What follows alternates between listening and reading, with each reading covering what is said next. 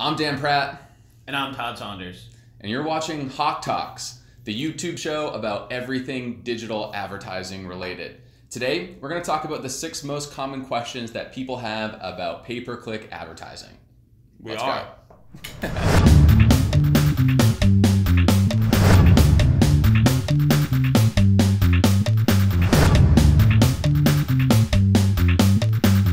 All right, question number 1. What is the hardest thing about starting on Google Adwords? Yeah, so there's a bunch of tough things about getting started on AdWords. I would say the first thing that most people trip up on are, how do I set up conversion tracking? What that means is, how do I track my sales? How do I track my phone calls? How do I track my appointments? A lot of people have problems setting this up. I think an easy thing that you could do is just use conversion tracking through Google Analytics. It's much easier to do that way. But that's probably the number 1 thing that trips people up. I would say number 2 is just, where do I begin, right? You're starting a search campaign. Do I use broad match? Do I use phrase match? Do I use exact match?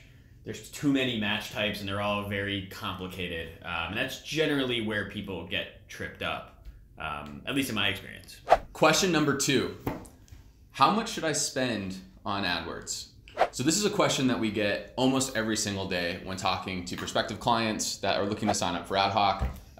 People that are looking to advertise on Google for the first time are really curious about how much money it will take to get them to be successful on that platform specifically. Our rule of thumb is that you need to take the Goldilocks model into approach. You don't want to spend too much when you first start off on AdWords, but you also don't want to spend too little. If you spend too little, let's call it $5 or $6 a day, you're not going to get enough data to really understand what specific changes you need to make across your campaigns to actually find success on the platform. Our rule of thumb is somewhere in the $1,000 to $1,500 a month range is a good place to start. Yeah, and on top of that, the way I would calculate your budget is first look at your cost per lead. So how many leads do you want to get? Do you want 100 leads? Do you want 200 leads? Do you want 1 lead? So first figure out how many leads you want to get, and then figure out a reasonable estimate of how much that lead's going to cost. And then add in a little bit of buffer room. So if you want 10 leads and you think each lead is going to cost about $50, and do your research on this, because you could come up with a lot of numbers, but I would use some data to back up how much this cost per lead is actually going to cost you. I would then say your budget should be around $600 or $700. That way you have a little bit of wiggle room, a little bit of buffer to actually optimize. So you can also back into your budget, not just say this is the budget I want. That's a good answer, Todd. What budget? How much would you spend on this house? I'd spend like 14 cents on that house. It looks disgusting. Okay. How do you measure success on AdWords? How do you measure success on AdWords? You got to figure that you have some companies that are looking for conversions, other companies looking for, impressions, brand plays, clicks on their ads for eyeballs on their website. What's a good place to start? I think before you start your campaign, you have to define what KPIs you're looking for and what success looks like, right? So go into AdWords knowing, I want phone calls, I want conversions, or maybe I want click-through rate, or I want increase in brand searches and brand awareness. So first go in with specific KPIs, knowing what success looks like. I think it'd be very hard for me to sit here and say, this is success for you, this is success for you. You could have 2 dentist offices, and one of their margins might be 30%, the other person might have margins of 5%. So one might need a cost per lead of 50, one might need a cost per lead of 30. So I think the customer has to define what success looks like. I think the agency or the software you work with can help you understand that a little bit more and refine it. But when it comes down to it, you shouldn't be spending money on ads if you don't know what you want to get out of it. Yeah, I think what you need to first do is really pick that metric that you want to measure. But I think one of the things that people often forget as they're advertising on Google is like actually checking in on the performance of their campaigns. And we understand, the Google dashboard is incredibly complex, and sometimes there's a mental hurdle that you have to overcome to even just check in on the performance data. We here at Adhawk created a very simple mobile app that's free to download. We will drop a link in the description somewhere. And what that app does is it just very clearly tells you how much money you're spending, how many conversions you've seen, what your cost per conversion is. You want to keep up on this information as often as possible, because the more you're aware of how your metrics are trending, the better off you're going to be to optimize those campaigns moving forward. Question number 4. Quattro. When should I advertise on Google versus Facebook? Okay, this is $1 million question considering how quickly Facebook has ramped up their marketing effort.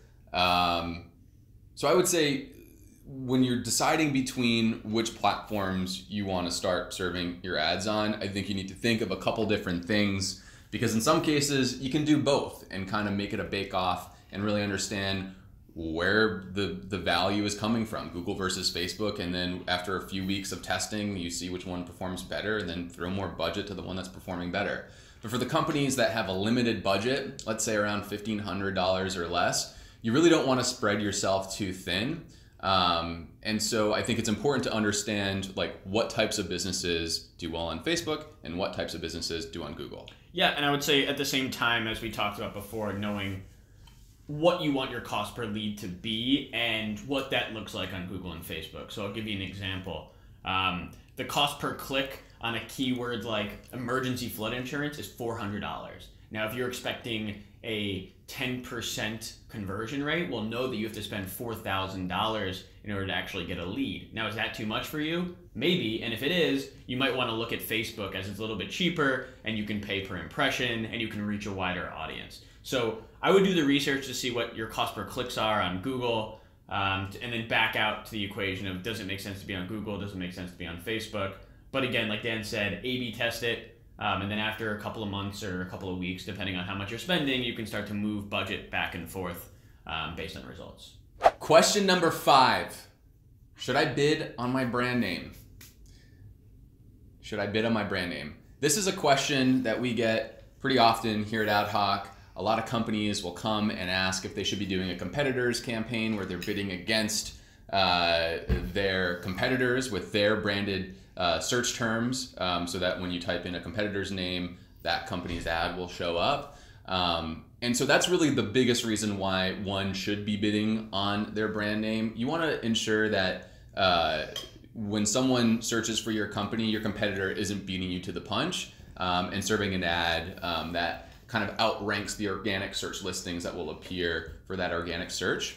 I don't have a way to transition into. Yeah, I would say another way to look at this, and we can use these 2 cookies as an example. Now, a customer might type in snacks, granola bars, cookies, healthy snacks, you never know. And both of these companies and both of these products could show up.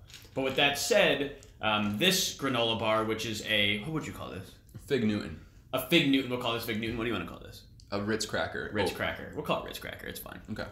Fig Newton, Ritz cracker. So when I type in Fig Newton, well, Ritz cracker knows that customers interested in Fig Newtons might also be interested in Ritz crackers. So Fig Newton has to play defense, and they need to bid on their own brand name. However, Ritz cracker might be able to get customers at a cheaper cost per click by bidding on Fig Newton rather than bidding on granola bar, healthy granola bar, super healthy granola bar, super healthy granola bar. Those might be too expensive. So what you want to do is check your auction insights report, make sure you see if customers are actually bidding on you. If your competitors are bidding on you, you might want to put up brand ads.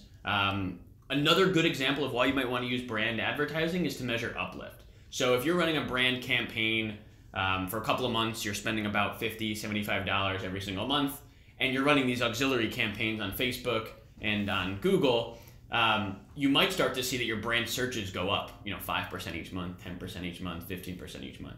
And if you're not doing any other advertising, you can actually attribute those increase in brand searches to your other campaigns. So in all, brand campaigns are a good way to play defense, number 1. And number 2, it's a good way to measure brand uplift. I'm very impressed that you pulled that out of your butt. I thought of it as you were talking. Yeah, it was a very good idea. Okay. That's the nicest thing you ever said. Thank you. Final question, question number 6. What can I do in 5 minutes to improve my ad performance on Google AdWords? I would say there's something you can do in 30 seconds to improve performance on AdWords. It might even be 5 seconds. 5 seconds? 5 whole seconds. No way.